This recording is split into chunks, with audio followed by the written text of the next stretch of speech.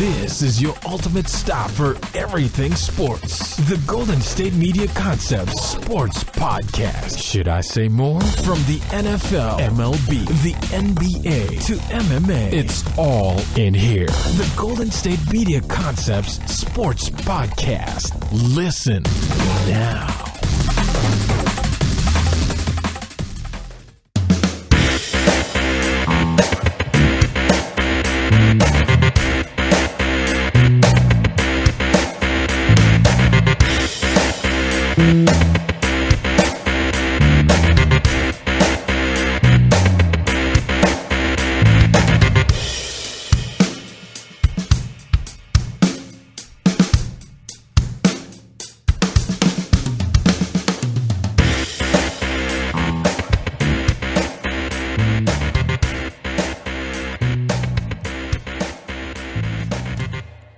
And welcome into the Golden State Media Concepts Sports Podcast. My name is Anthony. And I'm Pauline.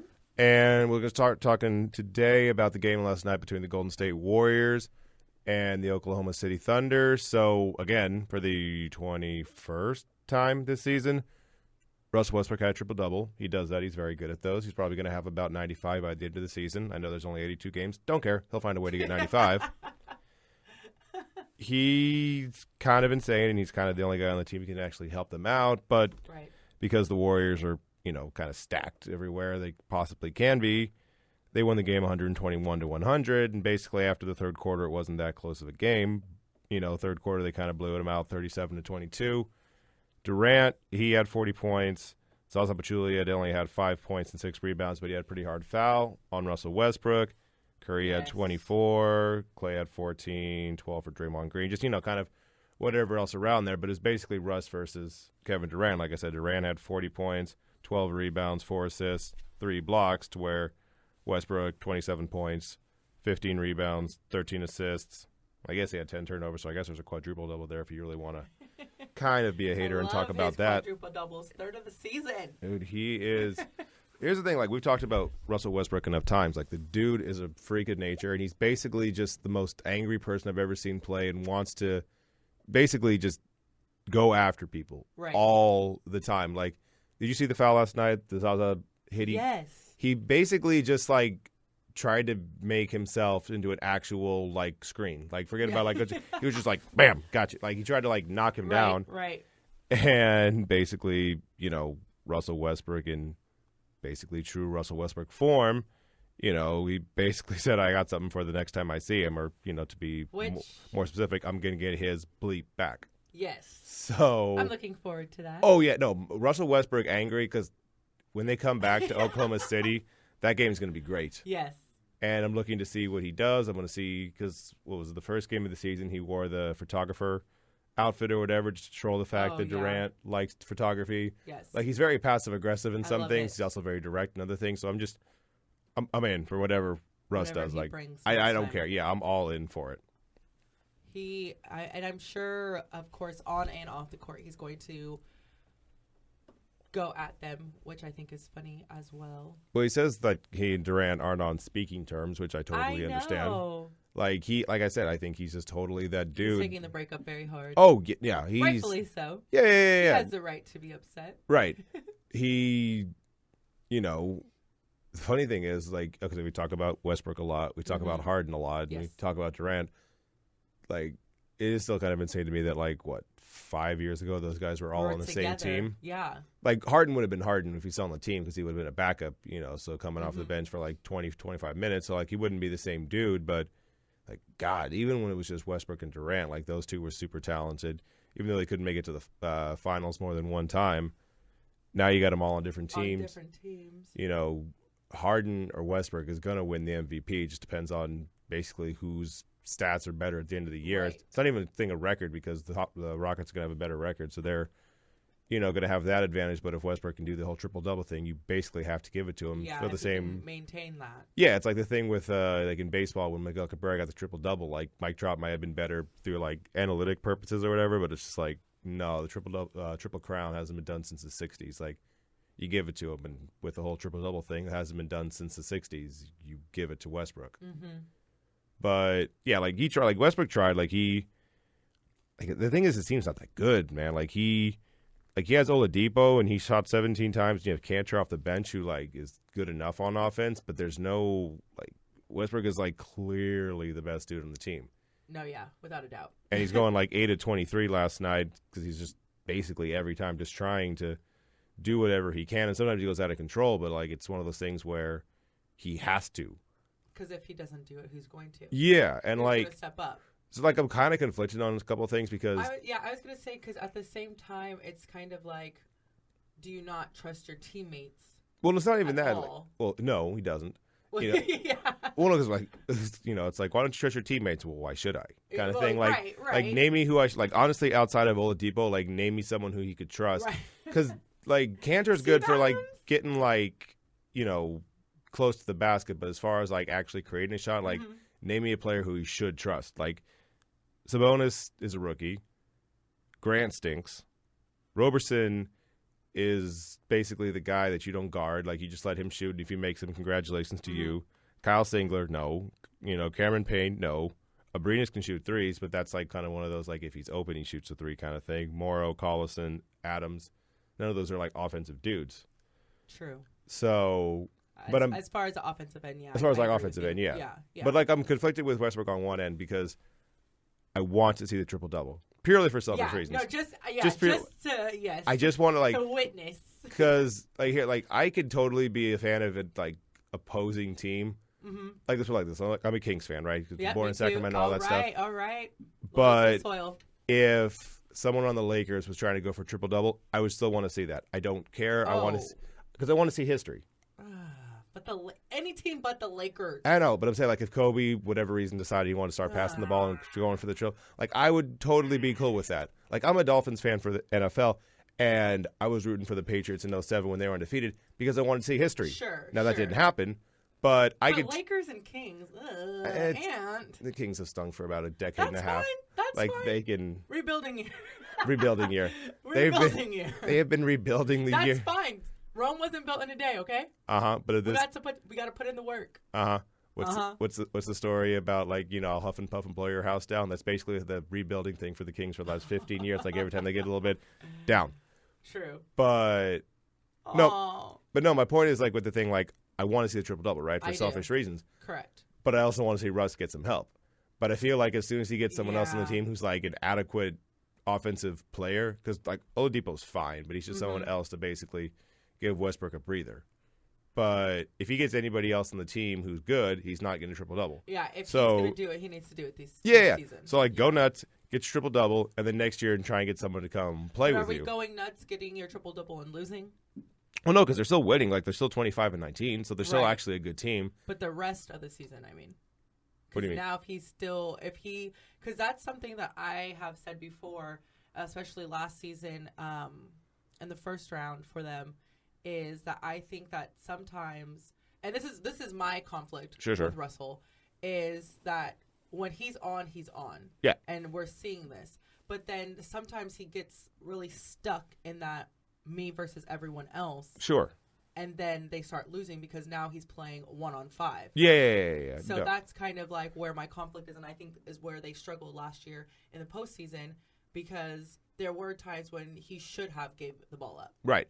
No, yeah, he definitely kind of is just like I'm trying to like do like an analogy or whatever, but it's kind of one of those things of just like, So that's what I'm worried about. Like it's just things where he's just like them.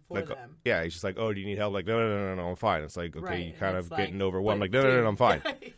I'll figure this out myself because he's, which is nice because he doesn't panic under pressure, which is fine. Right. He feels like he can handle it and that, but if you're not shooting that well, you have an off night. Whatever. You want to being okay with getting everyone else involved, and I think that's kind of like what the trust factor is. Which is what he did when Durant was there. Like he could have a day where he was the man, and then Durant could be like, no, I got this tonight. Like they could kind of trade off. This thing, because he doesn't trust anybody else. Like if he was to somehow, I don't know, get like for whatever reason, if Paul George gets really pissed off in Indiana and he wants to leave, right? And if somehow he can go to Oklahoma City. Then all of a sudden he's got like a scoring option that he can trust. Because the thing, you got to get someone who he can trust because dude is the closest thing I've seen personality-wise to like a Michael Jordan to where he's just basically like, like Michael Jordan would do the thing where it's just like outside of Scottie Pippen, in the beginning, he was scoring like 30, 35 points a game.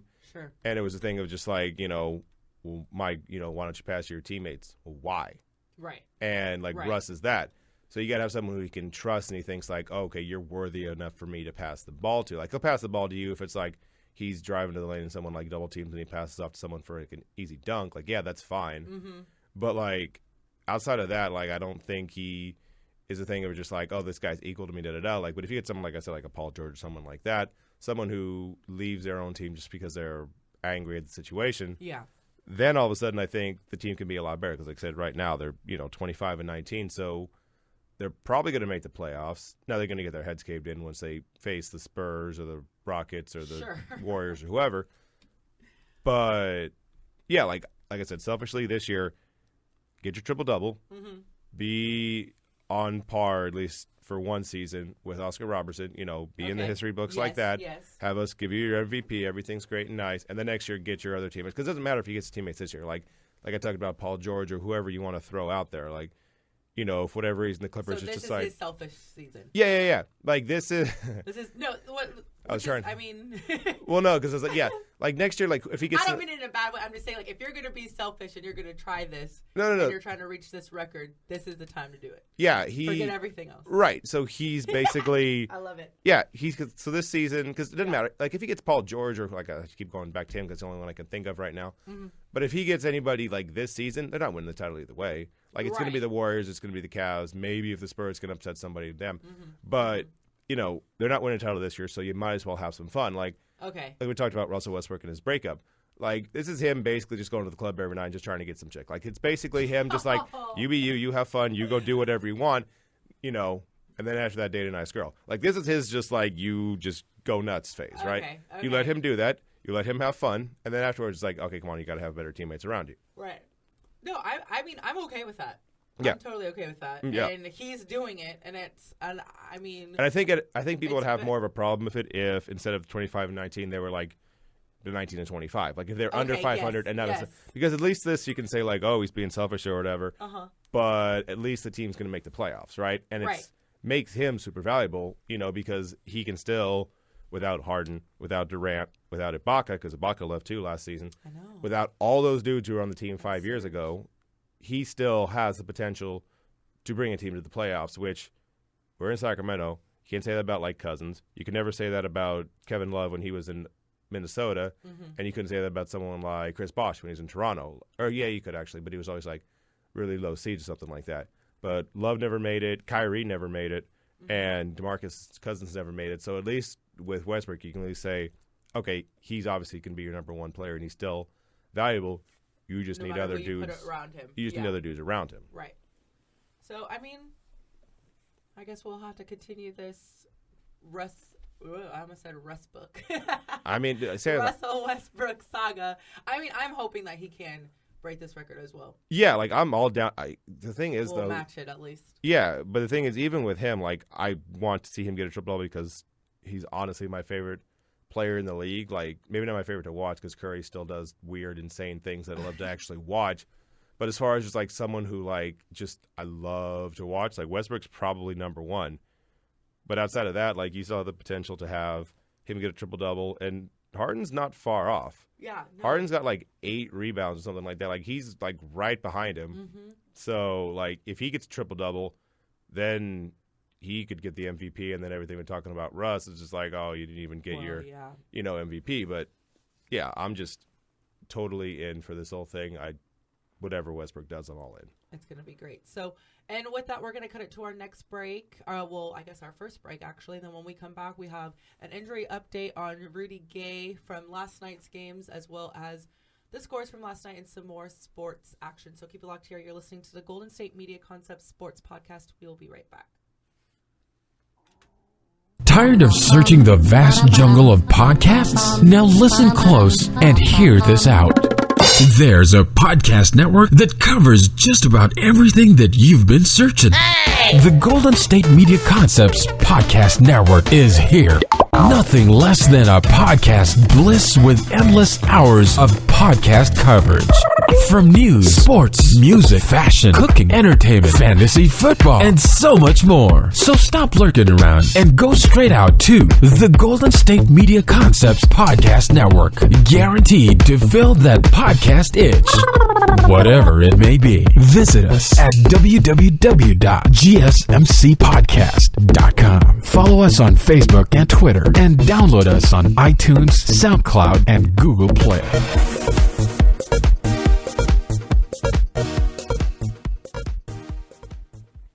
And welcome back to the Golden State Media Concepts Sports Podcast. All right, so talked about basketball.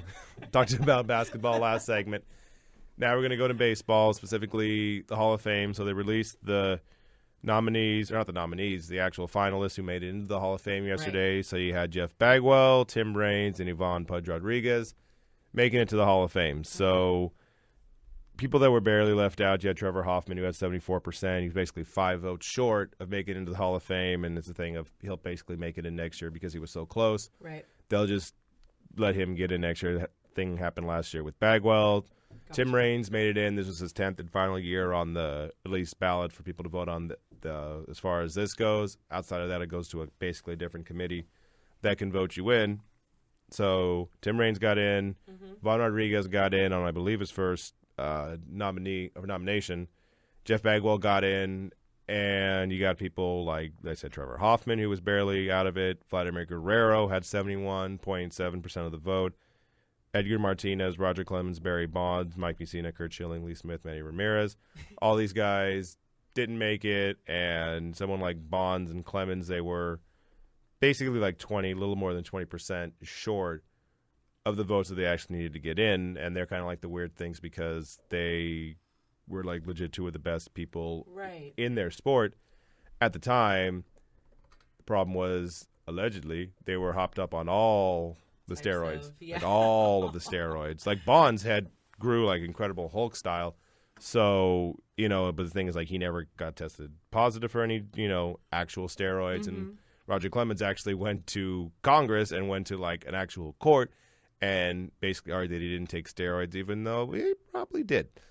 So it's kind of been tainted a little bit. Yeah, and that's the thing. Like, people get a lot of anger and hostility about it because basically you get people who love the stats of Hank Aaron 755 home runs.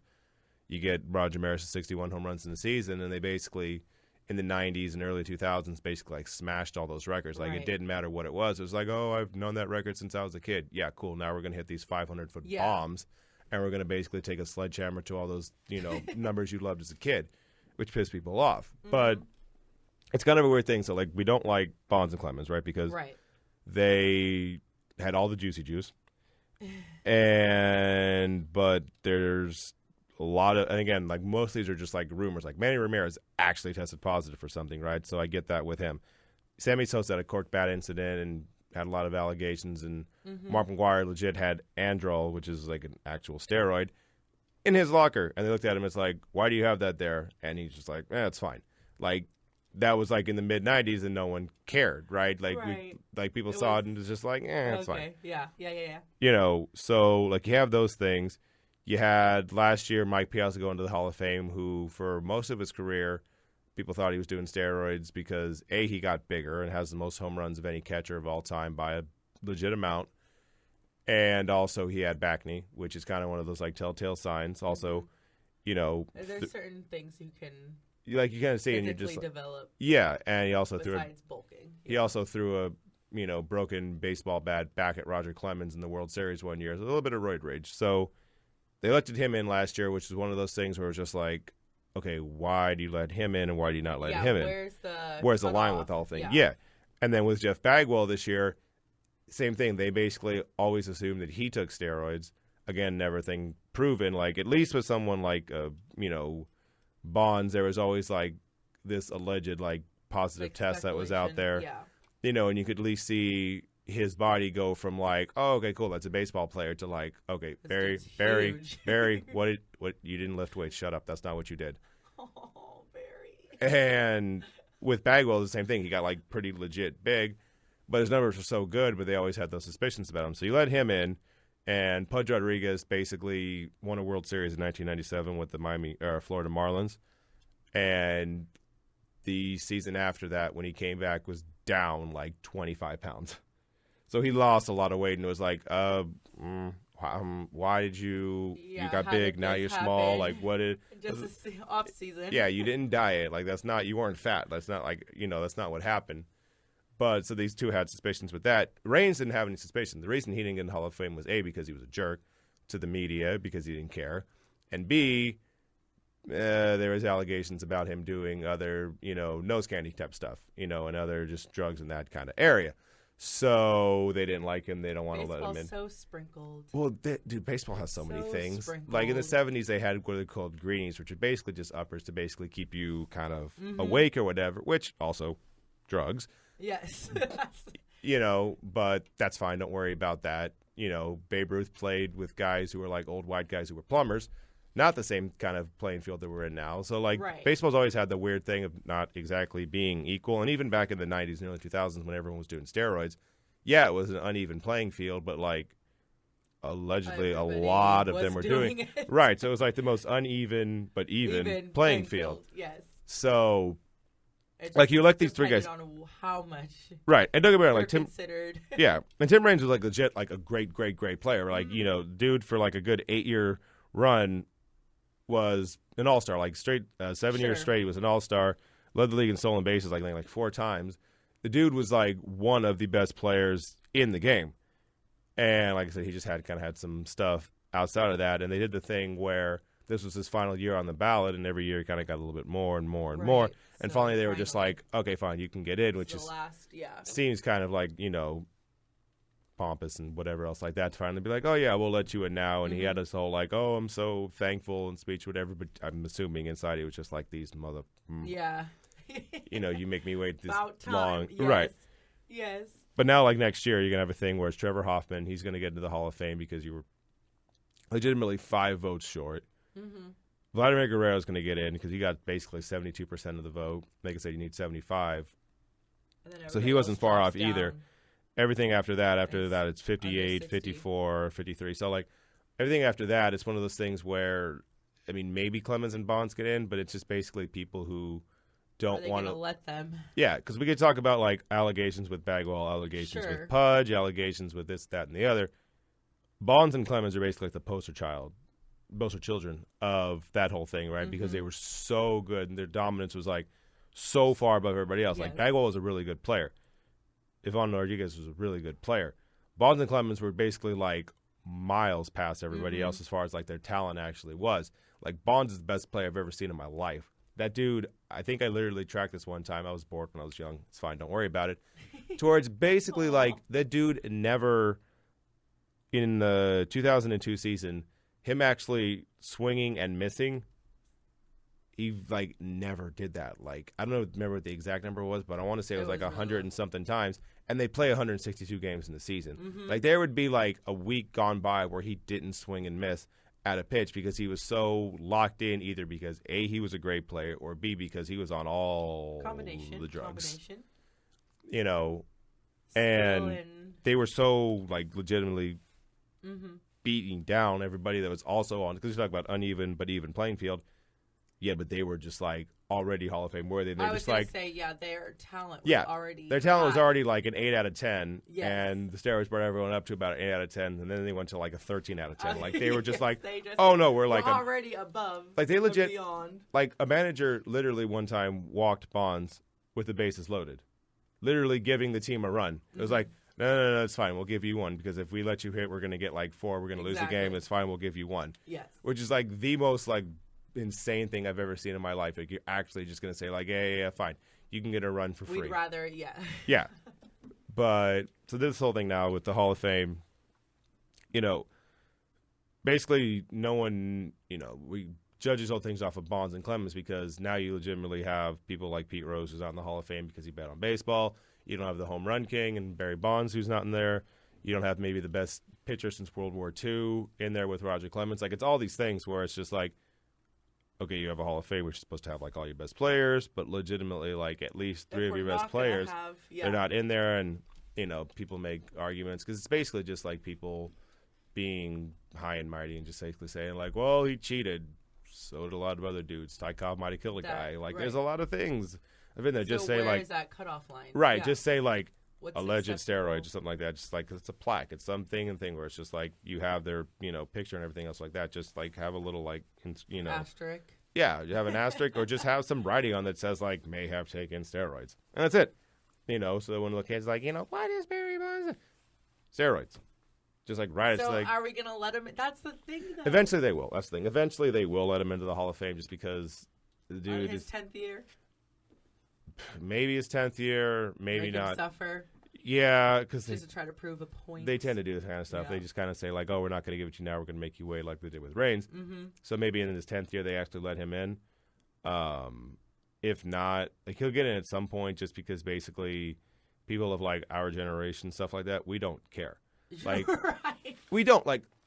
I watched Barry It's Bonds pretty hit all these bad, home I runs. know. I watched I don't know if McGuire. it's not So that we don't care. It's just that we fell in love with them before we were old enough to realize what they were doing. well, that and also it's just a thing of just like, look, man, like if you did anything from basically 1996 to 2006, everyone else was doing it. Like you can't really get mad at the people. And baseball didn't care about it. Now, if you do it now, okay, fine. There's like legit rules and everything else like that. Like now, baseball's like, okay, look, please stop doing this now. And what's not. Yeah. But back then, it was just the things of just like. Because that's always been something that's kind of like riddled baseball since the beginning. Because like they used to drink in the dugouts. Oh, yeah. Oh, yeah, no. Do extracurricular activities Yeah. on the side during games. Yeah. There's always been baseball culture, I guess you could say. Yeah, no, there's always been stuff like that. Like David Wells allegedly, like pitched a perfect game, and he was either like I think he was drunk allegedly, or basically like saying a that. lot of them So did. like like you can have great performances on stuff like. Which we baseball's don't encourage. No, guys don't to do that. Drugs are bad. Okay, don't do that. Don't do this. We're just saying that at the time. Yeah. This was more acceptable. Yeah, 100%. Like you said, like some of these guys, it was more of like a hobby / pastime that continued to evolve. Sure. Throughout the years, so. And like the thing, like. It was more of like what you're doing, like with your friends. Yeah, and backyard. So that sometimes what families do when they're playing kickball outside. Right. Yeah. So that's and it's begun to finally get more regulated and finally be more. And like I said, like if someone now what's tests positive for something, then we're going to yell at them and stuff like that. Sure. And that's fine. I get that. But for someone like, Bonds and Clemens and Palmeiro and Manny, well, Manny, I guess, tested positive after the whole thing. So he has kind of it on both sides. But the people who did it before, like the people who are like, the old guys are just like, I will never vote him in. Okay, well, you're not going to vote the whole time. Like, not to be insensitive or whatever. Like, eventually you're not going to be able to vote anymore. You're going to give it to other people who are younger.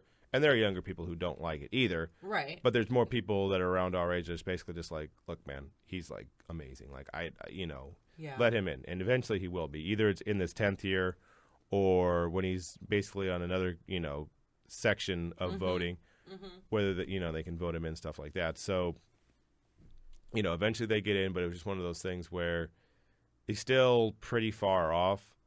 And basically, a lot of people are just punishing him for. I was going to say, they're just dragging it out. Well, they did that with like. Prove a point. Well, they did it with the NFL with like Terrell Owens to the Hall of Fame. Like Terrell Owens is one of the best wide receivers I've ever seen in my life. And they didn't vote him in the first time in the Hall of Fame because they were mad at him. Right. And I can almost guarantee you it might be a little bit different because he's on TV now. But they're probably going to do the same thing with Randy Moss. Like, Randy Moss is my favorite wide receiver, period, of all time. Like, that dude was a freak of nature, be it in Madden or be it in real life, where it's basically just like, okay, Randy, just run, and I'm going to throw it as hard as I can, and we're going to do it. And it worked way more often than not. But both of them, like, super polarizing. Like, T.O. had the thing where he's doing his crunches in the driveway, basically, going next question. Randy Moss said, I play when I want to play, and straight cash, homie, all that stuff like that. Like, he had a few things that pissed the media off. Now he's working for ESPN, so maybe that kind of like softens the anger about him. Yeah. But I can also see them. I can also see them basically punishing him, not letting him in the first ballot, even though those two are legitimately two of the best wide receivers, top 5, 10, whatever you want to say it, in the history of football. So, and they're basically doing the same thing now with Bonds and Clemens. Trying to prove a point. Just like we're not going to let you win. No, just basically people being like. Child. You're being a child. Punishment. Yeah. So with that, we're going to take it to our last break. the episode. And when we come back, what else are we discussing? We have some other stuff. We got Rudy Gay. Rudy Gay. And we're going to do a couple more things as far as around the NBA and talk about stuff like that when we get back in the Golden State Media Concepts Sports Podcast. Are you looking for help for your fantasy football team? Check out the GSMC Fantasy Football Podcast. Get today's best advice on who to start, who to sit, even who you should draft. From sleeper picks to red hot lineups, they got it all covered for you. That's GSMCpodcast.com/fantasy-football-podcast. We'll cover traditional leagues, dynasty, PPR, even IDP leagues. When you need fantasy help, there's just one show to hit up. Don't forget to like them on Facebook and follow them on Twitter. Visit GSMCpodcast.com for more info.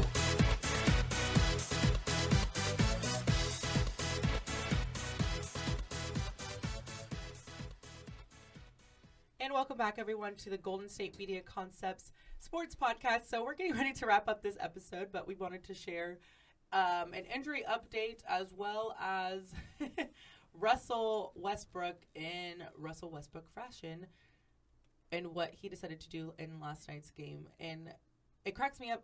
We can wait for that to be last. We can Okay, fine. We'll talk about that last. On a good laugh. So we'll jump into Rudy Gay with the Kings, our Kings. So Rudy is most likely out for the rest of the season because he, in the loss last night to who did they play last night? The Pacers, yeah. Indiana Pacers. Rudy had to be carried off court to the back because what is now, we're being told, probably torn Achilles. Right, which really stinks for him. He did fall on his own. It wasn't like he was pushed or tripped or anything. He kind of just like slipped and fell. And that's the thing with those injuries, like with Achilles, with ACLs. Like if you have like no contact and you still go down, then it's just like, oh, that's probably really bad. Yes. Yeah, and the thing is, my brother actually just tore his Achilles about 2 weeks ago working out, and he didn't hit anything or anything like that. He was jumping, landed, and was like, nope, I just tore. Like, he knew right away. He said he heard a pop and basically knew right away that that's what it was. And so it really is sad that that's probably going to be the end of the season for Rudy and the Kings, if not actually his final hoorah with the Kings completely. Right. And so they haven't, as of right now, we don't know when. Well, the thing, like the funniest part of it, actually not funny, but like I say this because, so they basically made it like pretty clear when he came into the season that he's basically not going to stay with the Kings after this year, right? Yes, he was he's just like, I'm open and adamant about that. One thing though, torn Achilles is really bad. Terrible. Like, you basically don't come back for that, and he's 30 years old. He's so old. It's not that he's like 25 or something like that. So who wants him? Where he's going to really bounce back as... Right, and it's going to take a while to come back from the injury. Also, he has a player option next year. Mm-hmm. He's exercising the hell out of that player option. He's going to get $14 million next year if he...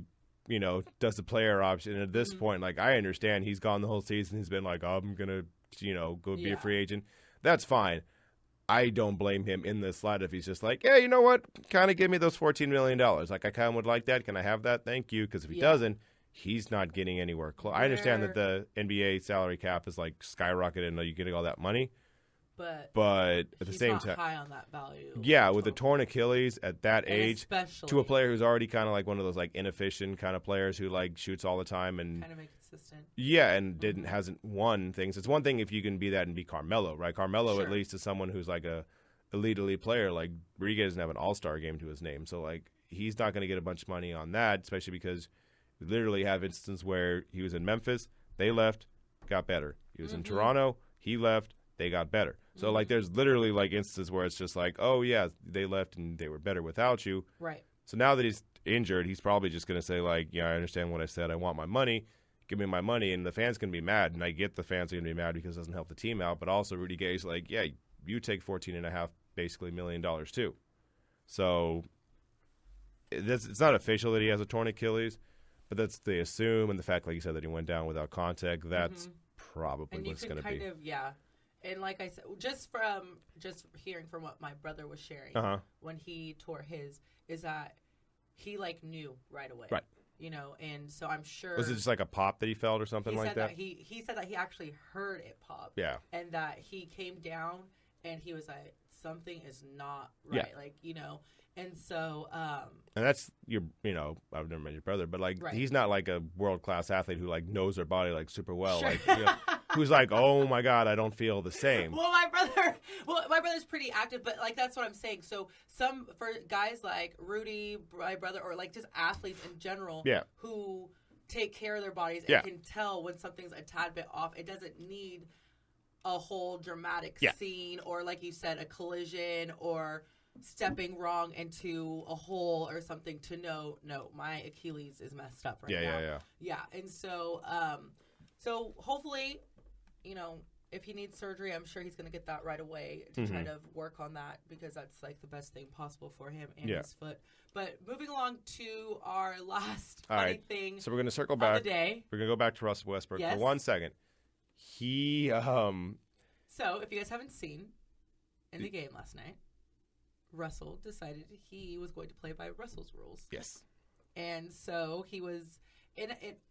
Well, Anthony's going to explain this because basically, I'm myself. So basically, the NBA doesn't like to call travels, right? That's not what they like to do. They they give you kind of like a certain amount of leeway. If you take 4 steps, 3 steps, it's fine. Trying to paint the picture of this. So basically, Golden State scores. Yes. Oklahoma City gets the inbound. Yes. Guy gives it to Russell. Russell starts barking at him, go this, go there, do whatever else like that. Being a point guard. That's fine.